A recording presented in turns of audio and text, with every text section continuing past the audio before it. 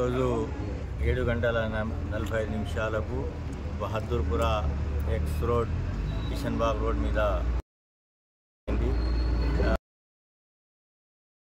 కర్తలు telephone చేయడంతో మా corporators Mohammed Khader గారు మరి హుసేని పాషా గారు చేరుకున్నారు.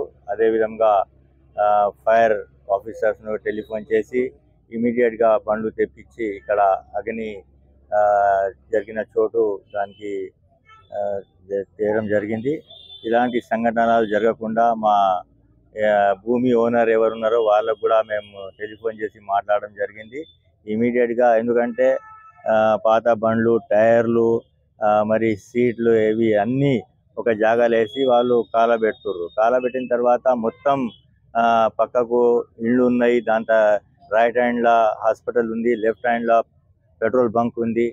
అది చూసుకుంటూ మరి ఈ విధంగా మళ్ళీ ఒకసారి కాకుండా చూసుకోవాల్సిన బాధ్యత మా పైన కూడా ఉంది. కాబట్టి మేము వాళ్ళకి అధికారులు కూడా చెప్పడం జరిగింది. ఇమీడియట్గా దీనికి 2-3 రోజుల్లో మొత్తం ఇక్కడ ఉన్నటువంటి కార్ఖానాను మొత్తం ఖాళీ చేయాలని వాళ్లకు కోరడం జరిగింది. వాళ్ళు కూడా ఒప్పుకున్నారు, ఇమీడియట్గా మేము ఖాళీ చేస్తామని. లేకపోతే మేము కానూని కార్వాయి చేసి దానికి మళ్ళా సీల్ చేయాల్సి వస్తుందని వాళ్ళకు ఫుల్గా చెప్పేసాను. వాళ్ళు కూడా ఒప్పుకున్నారు, ఇది మొత్తం ఖాళీ చేసేస్తారు.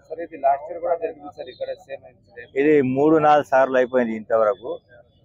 నేనే ఇక్కడికి 3వసారి వచ్చాను. ఇక్కడికి 3-4 టైమ్స్ అయింది. నేనే 3వసారి వచ్చాను ఇక్కడ.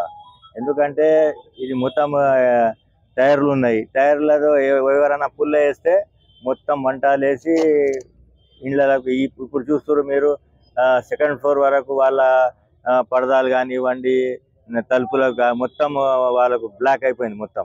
ఎందుకంటే ఫైర్ బ్రిగేడ్ ఇమీడియట్గా రావడంతో అది ప్రమాదం తప్పిపోయింది అనుకుంటున్నాను. లేకపోతే చాలా పెద్ద ప్రమాదం అవుతుండే.